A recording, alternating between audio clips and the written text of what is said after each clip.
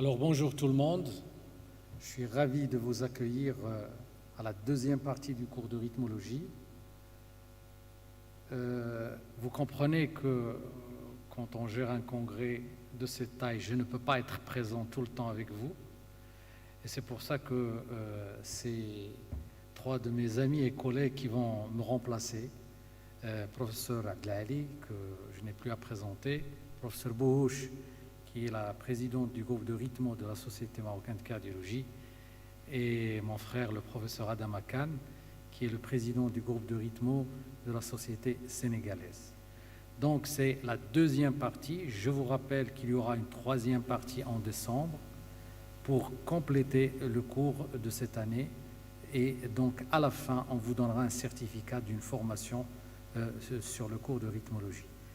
L'AFA, c'est l'arythmie que vous allez rencontrer le plus souvent. L'AFA, c'est l'arythmie de loin la plus fréquente. Elle est problématique parce que vous savez qu'on a des difficultés à avoir les remboursements pour faire de l'ablation. Elle est problématique parce que les rythmologues qui font de la fibrillation atriale sont très peu nombreux au Maroc. Et elle est problématique parce qu'elle est très fréquente et qu'on n'a pas le capital humain pour la gérer. Donc je vous souhaite un très bon cours et je ferai des allers-retours chaque fois que je peux, et je donne à la présidente professeur Abdelali la parole pour gérer le cours.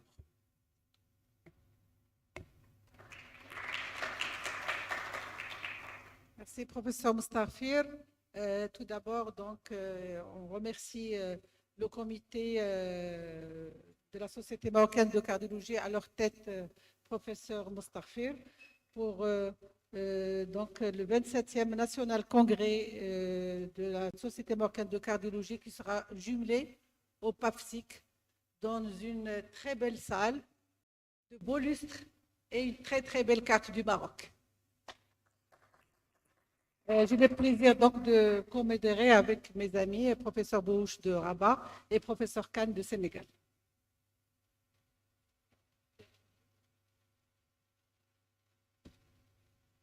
Salam alaikum, bonjour chers amis, mes chers collègues. Donc c'est avec plaisir qu'on va donc enchaîner sur les cours de rythmologie et on inaugure en quelque sorte cette grande manifestation par ces cours de rythmo. Donc dans cette matinée, j'espère qu'il y aura, les résidents vont arriver encore dans quelques minutes pour qu'il y ait plus de gens qui profitent. Et donc sans plus tarder, je vais introduire la première présentation par mon ami Dr Amel Tazi, qui va nous parler de la fibrillation atriale sur le plan physiopathologique. Donc, à toi, Amel, parole.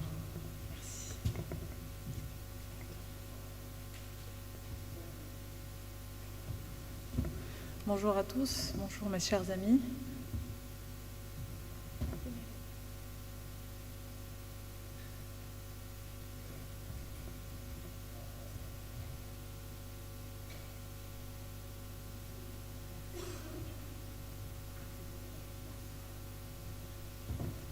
Bonjour à tous, bonjour mes chers maîtres, mes chers amis, les cardiologues et les résidents.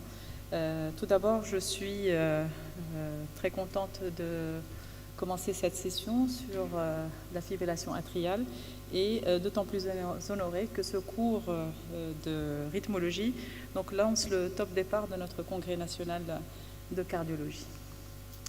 Alors, donc pour commencer, ce cours sera orienté sur les mécanismes physiopathologiques de la fibrillation atriale que j'ai volontairement prénommé Back to the Future et vous verrez pourquoi exactement. Alors, comme vous le savez, la fibrillation atriale est l'arythmie cardiaque la plus fréquemment rencontrée. Et donc, la fibrillation atriale, finalement, quelle que soit sa forme, paroxystique, persistante ou permanente, eh bien, en l'absence d'une prise en charge adaptée, elle pourra provoquer un certain nombre de complications, notamment les complications thromboemboliques, l'insuffisance cardiaque, une altération de la fonction rénale et voire même un déclin cognitif.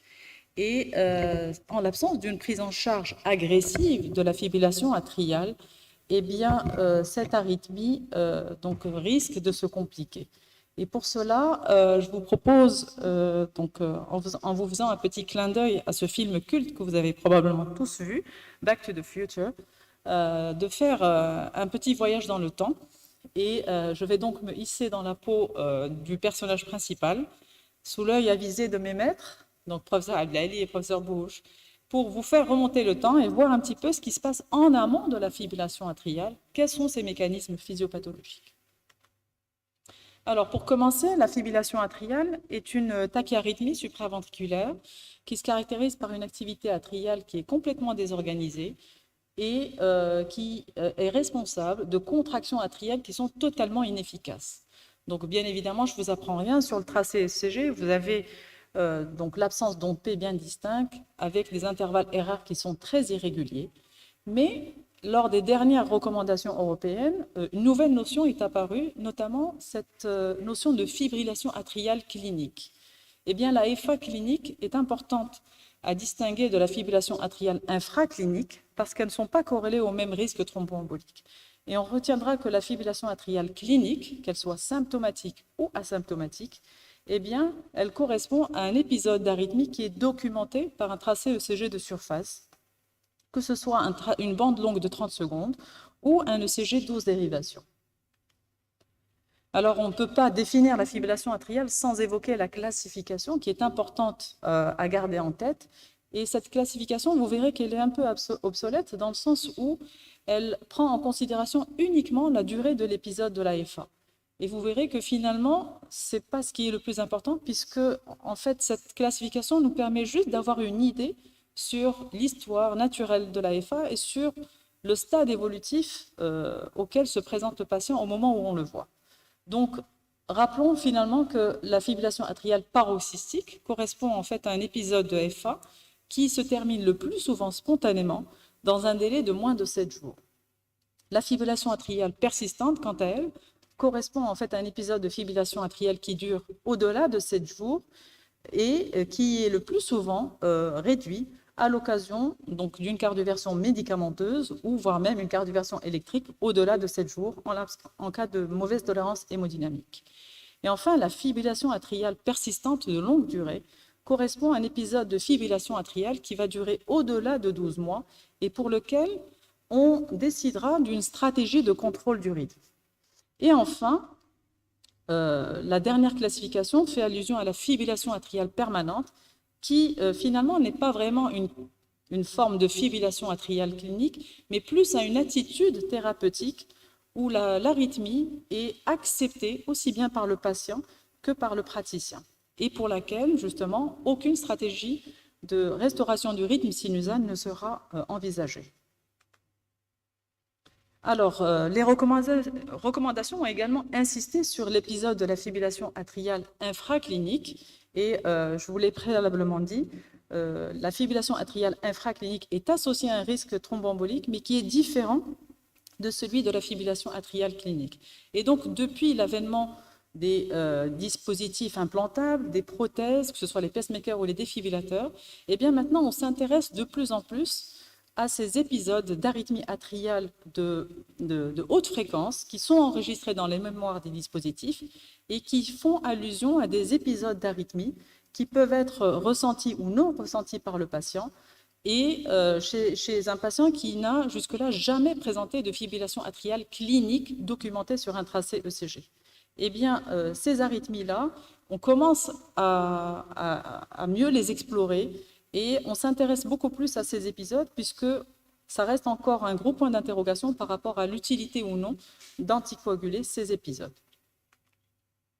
Et donc, les dernières recommandations, finalement, viennent nous montrer qu'il y a un véritable shift dans le paradigme de la fibrillation atriale qui, pendant très longtemps, a été considéré sur son versant plus clinique et actuellement, on s'intéresse beaucoup plus à cet aspect de la fibrillation atriale infraclinique.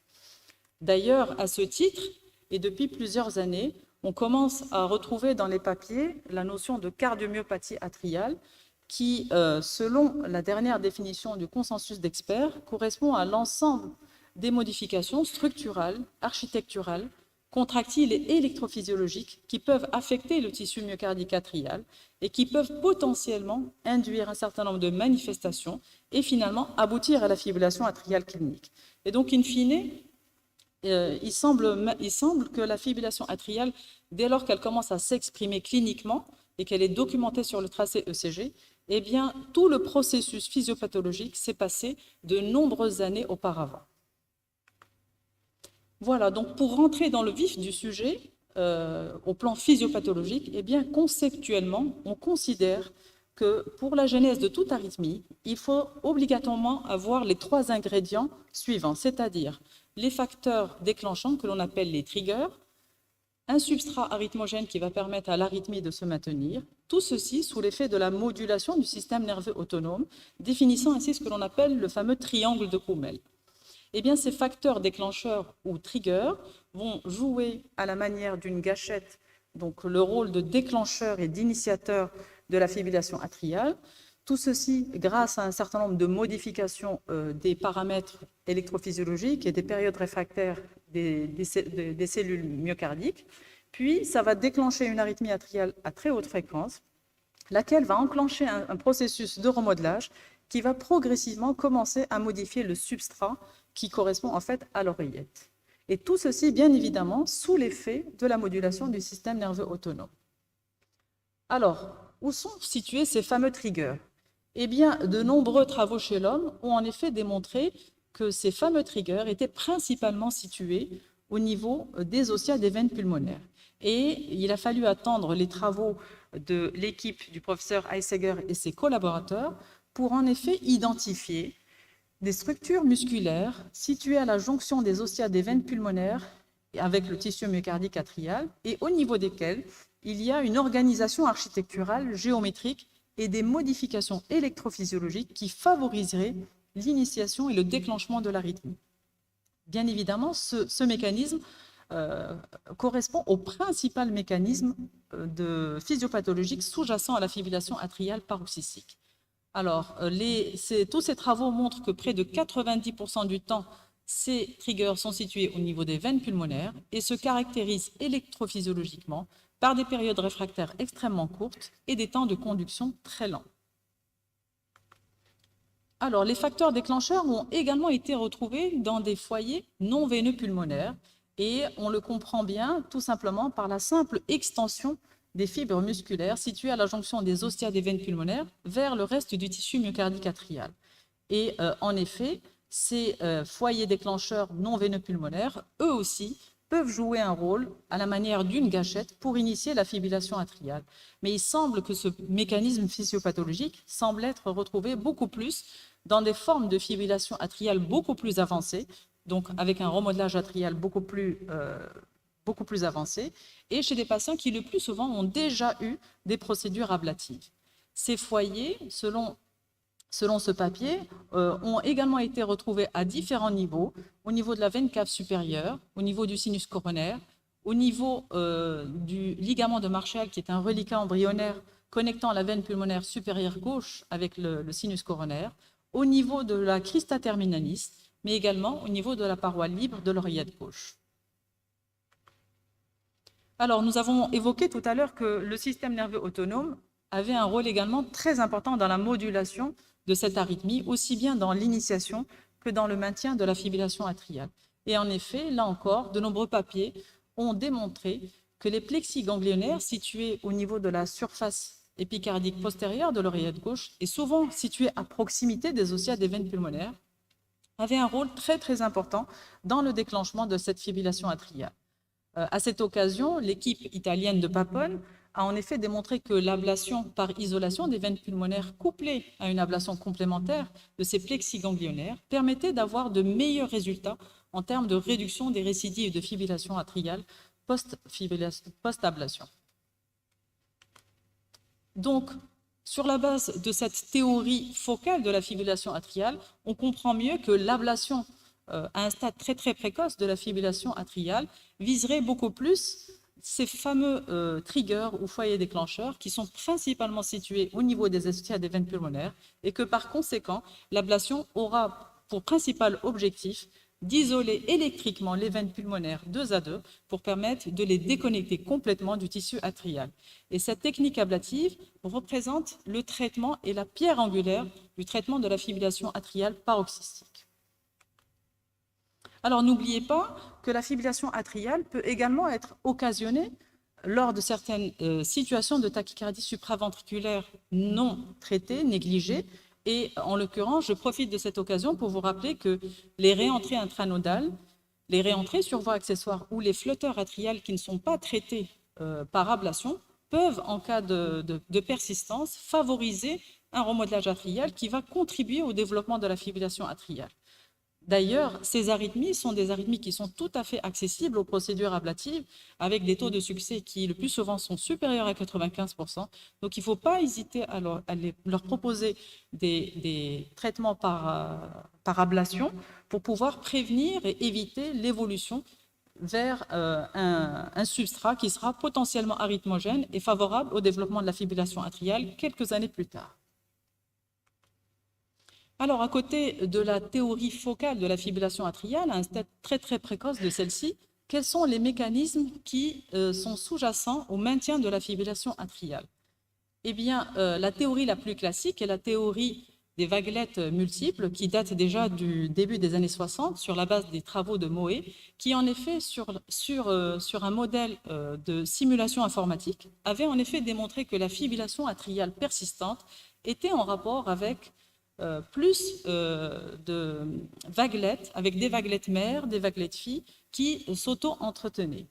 Et cette théorie, basée sur un modèle de simulation informatique, a été reprise 20 ans plus tard, avec les travaux d'Alessi, qui a en effet confirmé que la fibrillation atriale était, là encore, en rapport avec une réentrée fonctionnelle, caractérisée par une activation permanente et constante autour d'un obstacle qui était isolé électriquement. Eh bien, plusieurs années plus tard, et de plus en plus, on voit apparaître d'autres mécanismes physiopathologiques, et en l'occurrence, le plus récent, grâce au développement des techniques d'électromapping, on comprend un petit peu mieux le mécanisme physiopathologique sous-jacent à la fibrillation atriale persistante. Et l'hypothèse la plus récente est celle de la théorie des rotors qui, elle, cette fois-ci, combine aussi bien la théorie focale que la théorie des vaguelettes. Voici, à titre d'exemple, comment se forme un rotor avec, sur votre première image à gauche, donc un foyer d'ectopie atriale situé au niveau des ossia, des veines pulmonaires. L'onde d'activation va progressivement se propager à la surface du myocarde atrial pour finalement pénétrer en intramyocardique, se disperser, puis se fragmenter. Donc, à ce stade évolutif de la fibrillation atriale, où le substrat est très arythmogène, il est complètement remodelé, vous comprenez bien que l'ablation qui est basée uniquement sur l'isolation des veines pulmonaires ne sera pas suffisante, et que dans ce cas de figure, eh bien, l'ablation aura pour objectif de traiter également le substrat, et par conséquent, il faudra rajouter d'autres lignes additionnelles d'ablation, avec, à titre d'exemple, donc une ligne d'ablation au niveau du toit. On peut rajouter également une ligne d'ablation au niveau antérieur, au niveau de l'isthme mitral. Et pour les centres qui sont très expérimentés dans le domaine de l'ablation de la FA, on pourra même procéder à l'ablation des complexes atriaux fragmentés. Voilà, donc l'ensemble de ces mécanismes physiopathologiques sont extrêmement complexes, et vous avez bien vu que la fibrillation atriale associe aussi bien une théorie focale qu'une théorie des vaguelettes réentrantes.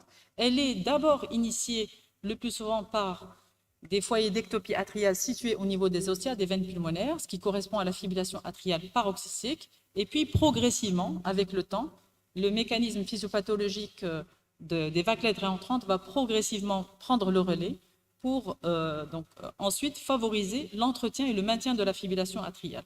Tout ceci s'accompagne d'un remodelage électrique avec un raccourcissement des périodes réfractaires et une hyperpolarisation des cellules atriales qui font que les cellules sont facilement excitables, un remodelage contractile qui va contribuer à la dilatation progressive de l'oreillette gauche et un remodelage structurel qui va se caractériser par l'envahissement progressif par les cellules fibroblastiques.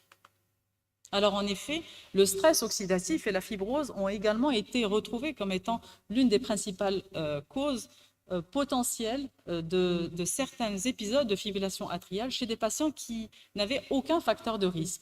Et ce qui nous amène ainsi à discuter encore une autre hypothèse qui est celle de la cardiomyopathie atriale fibrotique, qui en effet, chez certains patients, parfois indemnes de tout facteur de risque, ont une véritable pathologie qui est totalement indépendante de ces mécanismes jusque-là évoqués et qui semblerait être le processus initial qui prédisposerait ainsi au développement de l'arythmie dans les années à venir.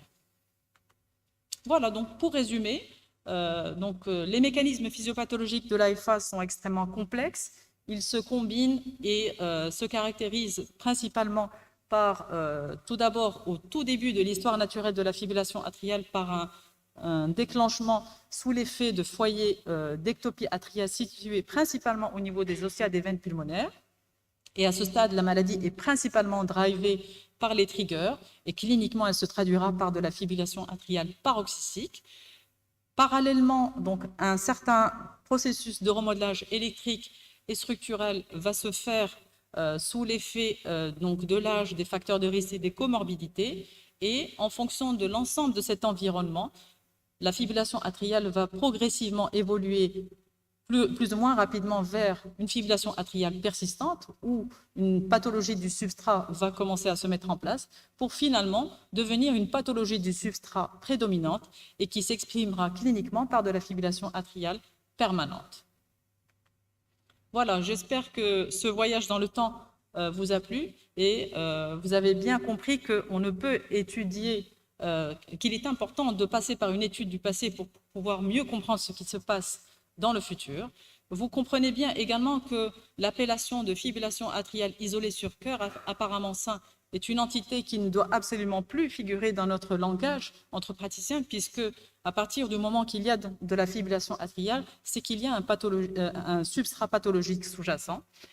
La fibrillation atriale est souvent initiée par le couple trigger et substrat, qui progressivement évoluera sous l'effet des facteurs de risque et des comorbidités du patient.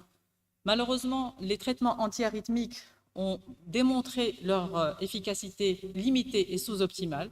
Et heureusement, grâce au développement des techniques ablatives et notamment l'isolation des veines pulmonaires, il y a des possibilités pour pouvoir traiter la fibrillation atriale, notamment paroxystique, plus ou moins couplée à d'autres lignes ablatives additionnelles lorsqu'il s'agit de formes de fibrillation atriale beaucoup plus évoluées. De nombreux travaux, tout récemment, ont en effet démontré qu'une prise en charge agressive des facteurs de risque et du style de vie du patient pouvait être prometteur dans l'amélioration de la prise en charge de la fibrillation atriale, impactant même le processus évolutif de la fibrillation atriale et permettant même un meilleur maintien du rythme sinusal post-ablation. Et donc, le mot de la fin serait seule une stratégie thérapeutique individualisée qui serait centrée sur le mécanisme prédominant serait le seul garant du succès d'une prise en charge optimale. Je vous remercie. Merci infiniment, Amal. Merci de nous avoir ramené vers le futur déjà présent des mécanismes physiopathologiques de la fibrillation atriale. Alors, nous proposons de garder les questions pour la fin de la session. Donc, sans plus tarder, nous appelons notre collègue, le docteur Fella, pour nous parler quand et comment dépister la fibrillation atriale. Docteur Fella de Rabat, merci.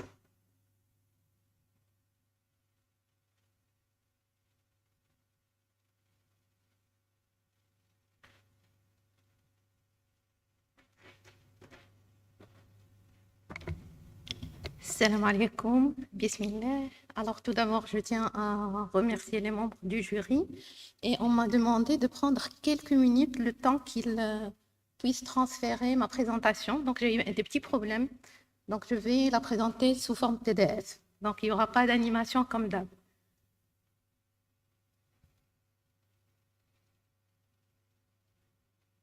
C'est bon? Ok. Donc, J'espère que vous avez voyagé dans le futur, mais nous allons revenir aux états de lieu. Qu'est-ce qui est disponible? Qu'est-ce qu'on pourrait proposer à nos malades? Et vous allez voir que ce n'est pas facile de dépister une maladie qui est chronique, qui est vraiment un problème de santé publique. C'est facile de dire j'ai une effort, j'ai un rythme qui est irrégulier, mais la preuve d'avoir une EFA, c'est un ECG qu'on voit en rythme irrégulier.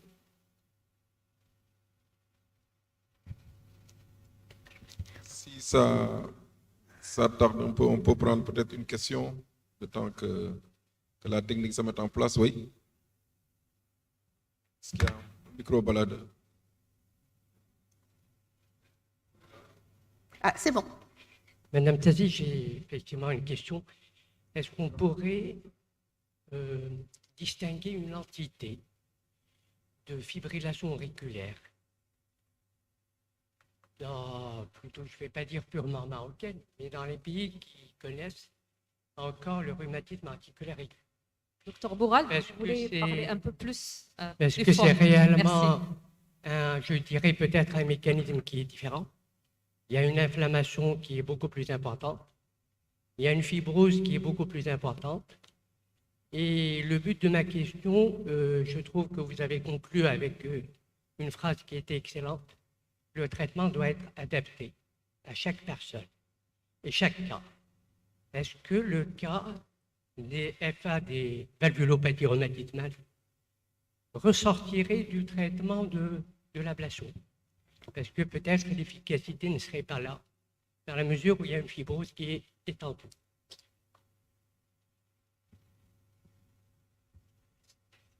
Merci beaucoup, docteur Bourhalem, pour votre excellente question. Et je pense que ce n'est pas moi qui vais vous répondre, puisqu'il va falloir qu'on fasse des travaux sur ça par rapport à la population des patients qui ont des cardites rhumatismales. Et vous le savez, l'atteinte myocardique du rhumatisme certainement impactera sur le pronostic du patient, sur l'évolution et l'histoire naturelle de la fibrillation atriale, qui sera certainement différent par rapport à un patient jeune, sans facteur de risque, qui n'a pas de cardite rhumatismale, pas de remodelage atrial. Donc, je ne pense pas avoir de réponse claire à vous proposer. Il faudra très probablement des travaux dans ce sens, individualiser les patients qui font de la fibrillation atriale paroxystique sur des atteintes valvulaires rhumatismales, qui certainement auront un profil évolutif qui sera différent du profil évolutif des patients sans atteinte valvulaire. Merci. Permettez, Dr Bourhalem, je pense que dans l'avenir, on aura le résultat du registre marocain de la fibrillation atriale qui est en cours, parrainé par la Société marocaine de cardiologie. Et je pense qu'il va apporter beaucoup plus d'éclaircissement sur la fibrillation atriale dans notre pays et dans notre contexte. Voilà, c'était juste pour spécifier. Parfait. Merci. Alors, on peut poursuivre. Merci beaucoup pour la question et les réponses. Docteur Fella, vous avez la parole. D'accord, merci à vous. Donc, la question qu'on se pose toujours, chaque fois qu'il y a un dépistage, on se demande un certain nombre de questions. Et vous allez voir que presque toute ma présentation, ça va être des questions. Je vais essayer de répondre, mais vous allez être surpris par la conclusion. D'accord? Donc, pourquoi on va faire le dépistage de la fibrillation atriale? Comment on va faire ce dépistage-là et chez qui on va faire ce dépistage-là? Et une fois dépisté, quelle sera notre conduite à tenir? Donc, plusieurs questions. Je vais essayer de répondre une à une. Alors, on sait très bien que la fibrillation atriale, c'est l'arythmie la plus fréquente, la plus répandue de par le monde. Et croyez-moi que d'après les différentes études, que tout patient atteint l'âge de 80 ans, un malade sur 3 va avoir une fibrillation atriale. Donc, c'est un problème de santé publique. Pourquoi? Parce qu'il engendre un certain nombre c'est-à-dire le pronostic, il est mauvais. Pourquoi? Parce que le nombre d'hospitalisations est très important, le nombre de complications, à savoir l'AVC, à savoir l'insuffisance cardiaque. Vous allez voir qu'il y a un autre élément qui vient d'apparaître et qui est lié à la fibrillation atriale. Donc, vraiment, les conséquences sont néfastes et il vaut mieux dépister tant qu'on peut une pathologie qui est assez chronique et qui a beaucoup d'effets néfastes. Alors, je commence par un cas clinique. Donc, c'est un patient qui est âgé de 67 ans. C'est un patient qui est hypertendu, qui est diabétique, qui est équilibré, aussi bien sur le plan tensionnel que sur le plan diabétique. C'est quelqu'un qui se plaint de palpitations. Mais ces palpitations-là, ce sont des palpitations qui ne le gênent pas. C'est-à-dire, il n'est pas gêné. Ce n'est pas des palpitations qui sont très fréquentes. C'est des gens de, disons, presque tous les mois, un petit quelque chose qu'il ressent. Donc, il s'est présenté aux urgences neurologiques avec un tableau d'accident vasculaire cérébral, une hémiplégie, et le diagnostic d'un accident vasculaire cérébral d'origine ischémique a été posé. Comme d'hab, on nous envoie les malades pour faire un avis cardiologique. Et l'avis cardiologique, on examine notre malade sur le plan cardiaque. C'est un malade qui a un examen qui est strictement normal. Donc, bien sûr, on commence devant chaque trouble du rythme par un ECG. Et vous voyez, l'ECG, c'est un rythme qui est sinusal. Est-ce que c'est un ECG qui est normal? C'est-à-dire, si l'on voit à 3 heures du matin, lorsqu'on voit un malade, un AVC à 3 heures du matin, on va dire que c'est un ECG qui est normal. Mais si on fait un tout petit peu attention, non.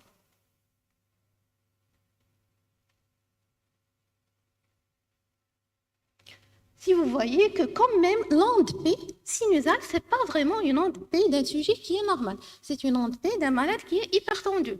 Elle est hypovoltée, elle est un peu, disons, bosselée.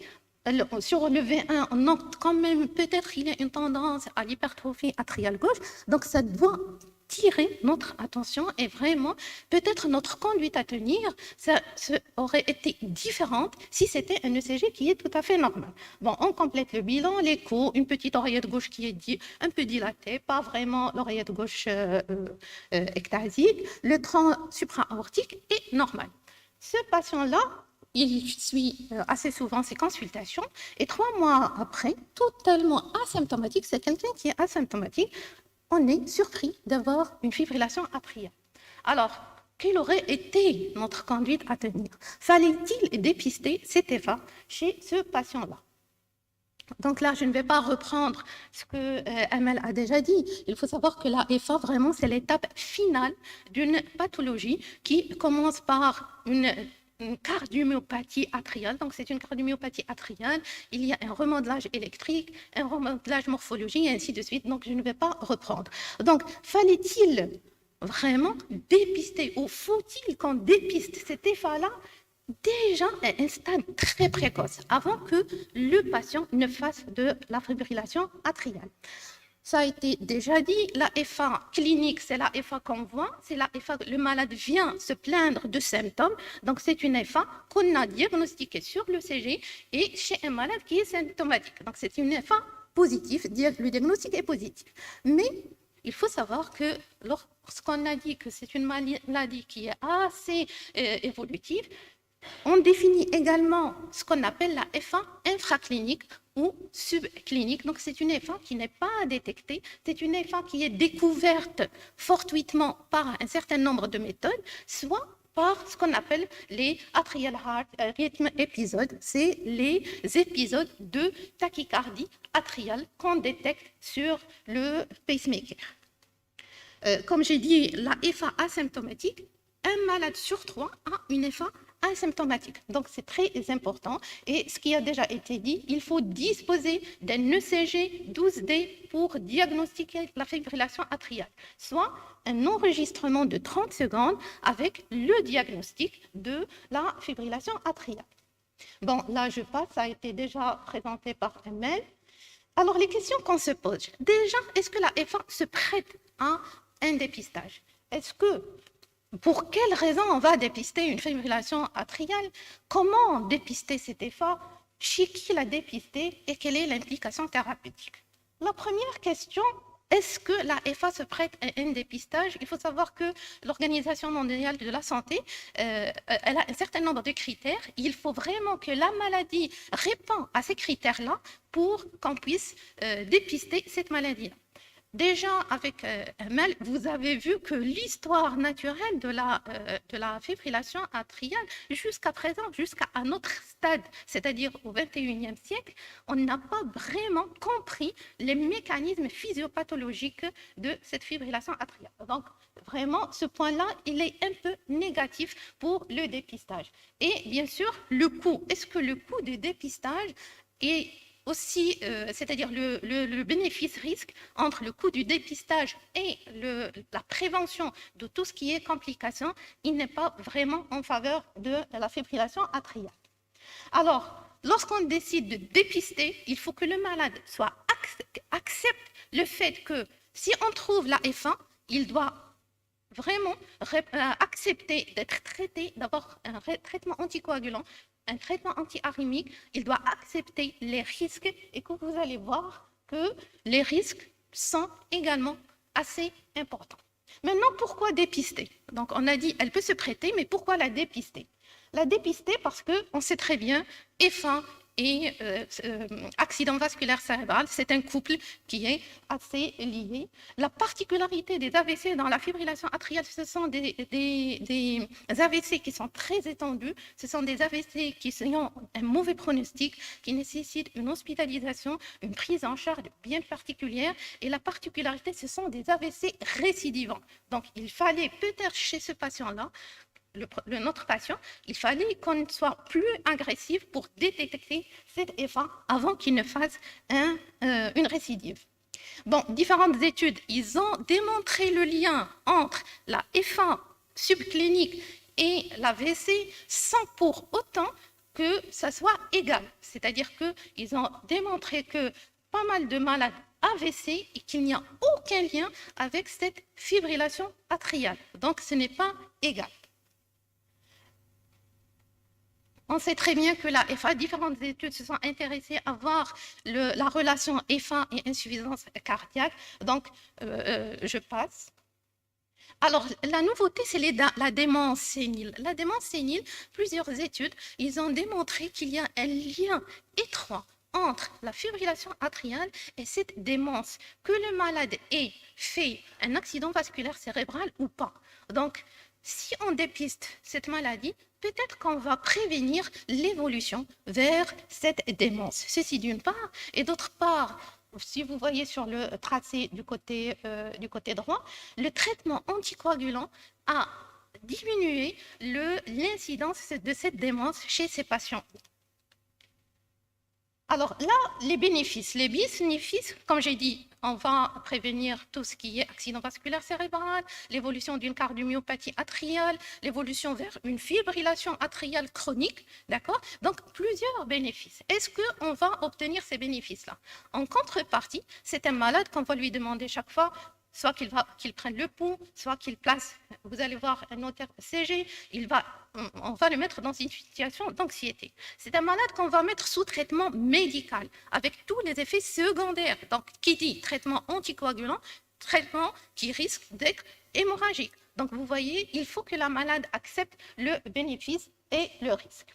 Alors, différentes méthodes. Donc, il y en a vraiment une multitude de techniques qu'on va voir, donc soit invasive, non invasive, donc on préfère que ça soit non invasif, bien sûr, soit c'est des techniques avec un ECG, donc on arrive à obtenir un ECG sur l'enregistrement, soit c'est plutôt ce qu'on appelle une plétismographie, donc il recueille vraiment la pulsation du pouls, donc là c'est une autre méthode. Il y a la méthode continue, c'est-à-dire on place un élément qui va durer en temps, soit c'est discontinu, c'est le malade qui va déclencher la présentation,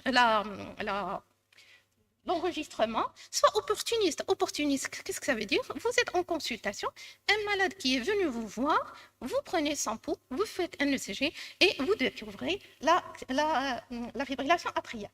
Alors, le pouls, la prise de pouls. Je ne vais pas poser une question, mais déjà, un malade qui vient en F1, on lui dit, est-ce que votre rythme est correct? Il vous dit, non, je suis très bien, je n'ai rien. Et on lui demande de prendre le pouls. Déjà, parfois, même nous, on trouve des difficultés à percevoir est-ce que ce pouls qui est irrégulier. Donc, est-ce que c'est une technique qui est spécifique assez spécifique. Il faut savoir que la spécificité, elle est un peu limite pour la prise de pouls. Il y a les mesures de la pression artérielle. Donc, ce sont des études qui ont démontré la possibilité de dépister la F1, mais c'est des études qui ont été faites dans le but de détecter l'hypertension artérielle, soit traitement ou autre. Donc, ce n'est pas une méthode comme fait pour dépister la fibrillation atriale. C'est par chance, parce que l'appareil peut détecter l'irrégularité et ça met en garde le malade. Donc, ce sont des études qui n'ont pas vraiment été, disons, qui ont une certaine valeur. Bien sûr, il y a le Holter ECG, il y a différentes méthodes d'Holter, que ce soit continu, discontinu, le malade qui fait l'enregistrement, qui déclenche l'enregistrement. Plus la durée est prolongée et bien sûr, la détection de la fibrillation va être importante. Mais vous voyez, tout ce qui est Holter, c'est encombrant. Donc, un malade, on ne peut pas lui placer un Holter et lui dire de rester 7 jours sans se prendre un bain. Donc là, c'est vraiment la limite de ces Holter ECG. Donc, vient alors le petit patch. Donc, ce sont des petits patchs qu'on place au niveau, au niveau du thorax, la partie haute, et il y a vraiment une firme qui est plusieurs types, et c'est vraiment un truc qui fait gagner de l'argent à ces sociétés-là. Et c'est toute cette méthode-là, elle a démontré une efficacité à détecter cette fibrillation atriale. Donc, c'est un petit patch qu'on place. Le malade peut prendre son bain et la durée, elle peut aller de 7 à 14 jours et ça permet de détecter. Donc, peut-être, s'il n'est pas cher, ça peut être le moyen le plus qu'on va peut-être le plus utiliser. Alors, il y a d'autres méthodes, donc les méthodes des smartphones. Donc tout le monde a un smartphone actuellement et en consultation, le malade vient vous dire, voilà, j'ai une fibrillation, j'ai senti un rythme. C'est vrai, ce sont des méthodes commerciales et vraiment, il faut toujours vérifier est-ce que cet enregistrement qui a été apporté par votre malade, c'est de la FA ou pas. Donc vous voyez là, c'est un type live call card. Donc, soit il nous donne un seul tracé, soit 6 tracés, mais cet élément-là, il n'a été significatif que chez des malades qui sont âgés de plus de 85 ans, pas moins de 85 ans. Donc là, 85 ans, lui demander de mettre le doigt sur ces petits détecteurs, ça va être un peu difficile. Alors, les watch... les montres qui permettent de détecter, il y a vraiment, vous avez l'embarras du choix. Et le FDA, actuellement, elle a donné le feu vert pour utiliser ces méthodes-là pour la détection, le dépistage. Alors, la meilleure, c'est Apple Watch, les nouvelles séries. Et la particularité, c'est qu'il possède 2 applications. Donc, une application avec la plétismographie et une application avec un ECG, parce que dès que le malade place la montre et essaye d'appuyer sur le côté, c'est l'équivalent d'une dérivation D1. Donc, c'est la méthode la plus, disons, peut-être la plus significative. Le problème qui se pose, c'est lorsque les fréquences sont trop basses ou les fréquences sont très élevées, elles ne sont pas concluantes. Alors, là, Apple Heart Study, c'est une étude qui a été réalisée dans la population générale. Donc, vraiment, le nombre, il est très important. Il avoisine les 500 000. Et c'est-à-dire que le malade va recevoir une notification. Cette notification va lui dire que vous avez un rythme irrégulier. Et une fois que le rythme est irrégulier, il va faire un ECG. Et cet ECG-là va détecter ou pas la fibrillation atriale. Donc, sur les presque 419 000 candidats, il ne reste les malades qui ont reçu une notification seulement 2,2161. Et regardez le pourcentage de moins de 40 ans, 0,16%. Donc, dans la population générale, détecter une fibrillation atriale, je ne crois pas que c'est le but du dépistage. Alors, aucun test n'est fiable à 100%, donc on ne va pas avoir une spécificité ni une sensibilité de 100%. On arrive au Holter, le Holter implantable, qui est une technique également pour diagnostiquer les troubles du rythme, notamment la fibrillation atriale. Donc, elle a permis de détecter la FA. Et l'étude qui a été présentée, la meilleure étude, c'est l'étude Crystal ACE. C'est des malades qui ont fait un accident vasculaire cérébral. Et cette étude, elle a démontré que plus on prolonge l'interrogation, le pourcentage des malades qui ont été détectés était multiplié par 6 en 6 mois, par 7,3 à 12 mois et 8,8. Donc, est-ce qu'on va mettre un Holter implantable chez un malade pour dépister la fibrillation atriale? Alors, donc, différentes méthodes. Le choix, vous avez l'embarras du choix en fonction de la disponibilité, en fonction de la durée que vous voulez, en fonction du prix. C'est très important. Alors là, c'est ce que j'ai dit, je passe. Alors, on arrive au pacemaker. Le pacemaker, il est un Holter qui est incorporé dans les pacemakers et ça a permis de détecter ce qu'on appelle les atrial heart rhythm episodes. Est-ce que c'est un moyen de dépistage? Je ne crois pas que c'est un moyen de dépistage parce que ce sont des malades qui ont des pacemakers ou des défibrillateurs pour une indication bien précise. Et le fait de détecter l'AFA, c'est par simple coïncidence qu'ils ont ce matériel-là. Donc, ce n'est pas un moyen de dépistage qu'on va utiliser chez tout malade. Et on n'arrive pas à faire le lien entre ces épisodes-là et la fréquence des AVC. Alors, l'étude ASTER, c'est l'étude qui a démontré le nombre de malades qui ont été détectés par les pacemakers et il est clair, actuellement, c'est une recommandation de la classe 1, tout rythmologue, tout malade qui a un pacemaker, on doit faire l'interrogation des mémoires et détecter ces épisodes. Ceci dit, c'est des pacemakers double chambre, c'est-à-dire qu'il faut qu'il y ait une sonde atriale. Bon, détecter un rythme irrégulier en monochambre, là, c'est on suspecte de la F1 sur un monochambre, mais on ne peut pas dire que c'est une F1. Alors, autre part de questions qui est dépistée, patient général asymptomatique, patient asymptomatique à HADS vasque élevé, patient qui a déjà un accident vasculaire cérébral ischémique ou un accident vasculaire cérébral cryptogénique. Cryptogénique, ça veut dire qu'on n'a pas découvert l'origine. Est-ce qu'après une stratégie de rythme, on va faire un dépistage de la fibrillation atriale? Également, après une RF. Donc, on veut savoir est-ce qu'on a été avec un succès ou pas. Alors, malheureusement, c'est un... Bon.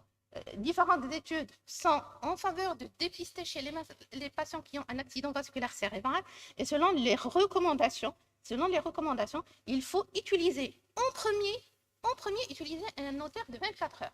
Si le Holter de 24 heures est normal, on peut aller plus loin, utiliser un Holter de 48 heures, de 72 heures. C'est-à-dire qu'on ne va pas sauter d'emblée et lui mettre un implantable. Donc, et en fonction, si on trouve par exemple, si vous faites un Holter de 72 heures, vous avez une charge en extrasystole supraventriculaire qui est très importante, le malade fait des AVC récidivantes, là vraiment, il faut être plus, c'est-à-dire il faut aller plus loin. Alors, toujours en cas d'AVC, si vous voyez, ce sont cette recommandation qui est une recommandation de la classe 2A, cette recommandation selon laquelle chez les malades qui ont un accident vasculaire cérébral, chez des patients sélectionnés. Donc, ces patients-là qui sont sélectionnés, quels sont ces patients-là? Et en cherchant, ce sont des patients qui sont âgés. Donc, un patient âgé, la FA, c'est la pathologie du sujet âgé. Les patients avec des facteurs de risque cardiovasculaire. On sait très bien que le HADS vasque, chez un sujet de 75 ans, il est déjà élevé. Quand il y a un remodelage de l'oreillette. Alors, ils ont dit remodelage de l'oreillette, mais on aimerait bien savoir ce remodelage de l'oreillette. Est-ce qu'on va se baser seulement sur la surface, sur le volume? Est-ce qu'on va aller plus loin et faire l'IRM, faire le strain atrial pour savoir est-ce que ce malade-là, on va le conduire au dépistage? Et il y a un nouveau score que je ne connaissais pas, que je viens de connaître, c'est le score S2HEST. C'est un nouveau score qui est français. Et selon ce score-là, donc, il associe un certain nombre d'éléments, l'obstruction pulmonaire, l'hypertension, donc c'est la même chose que le HADS vasque, il rajoute la thyroïde. Donc, selon ce score-là, c'est un score qui est pourvoyeurs de F1 chez des malades qui ont un accident vasculaire cérébral.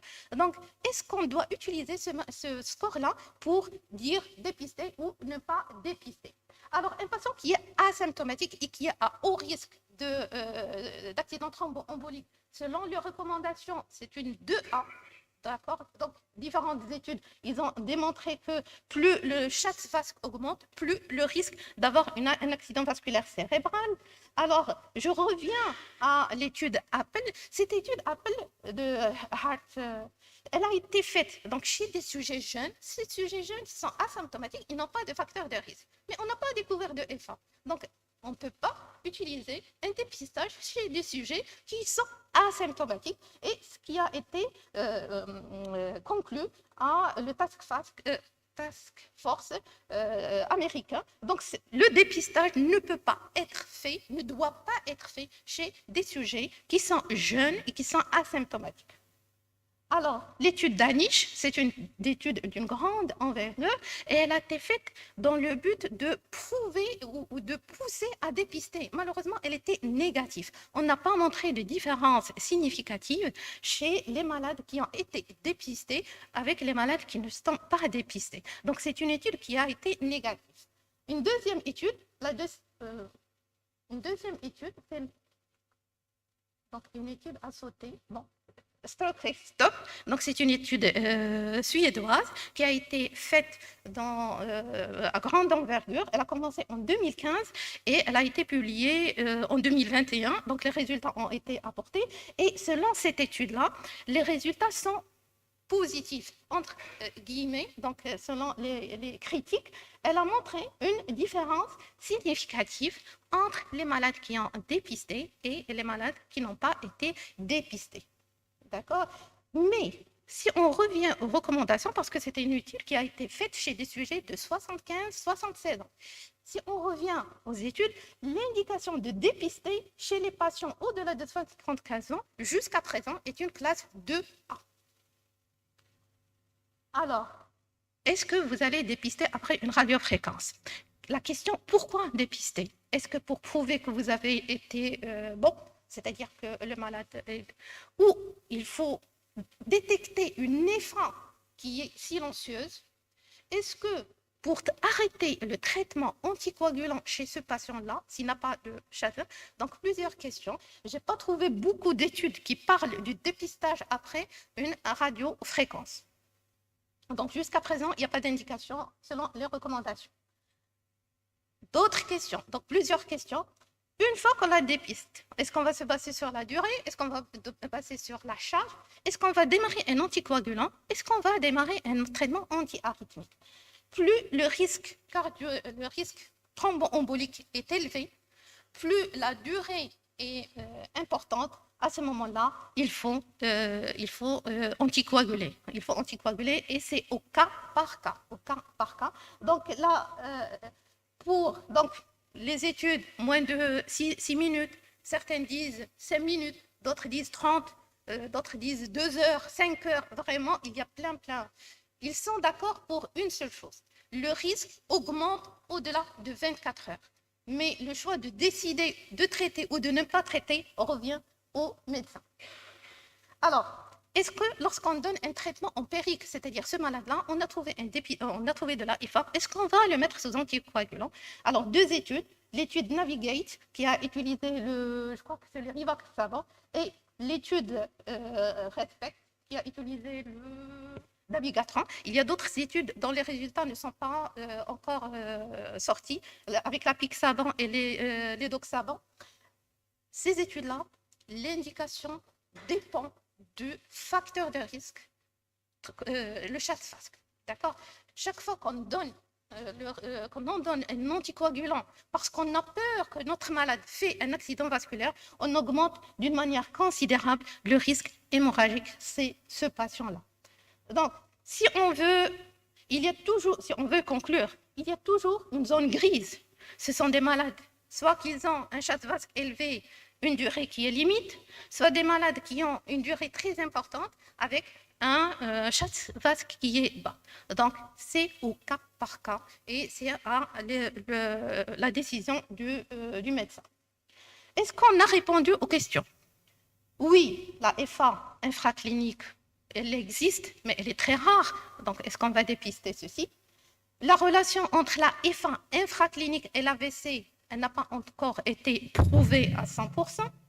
Est-ce qu'il y a un test fiable à 100%? Aucun test n'est fiable.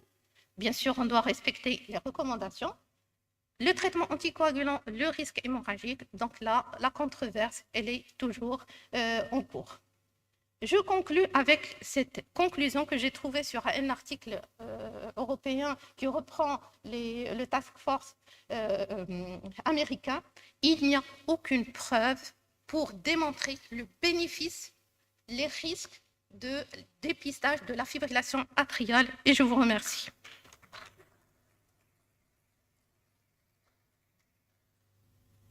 Sœur Fellette, je rappelle que c'est le chef de pôle rythmologique de la cardiologie B à Rabat. Donc les questions, on va les laisser à la fin et j'introduis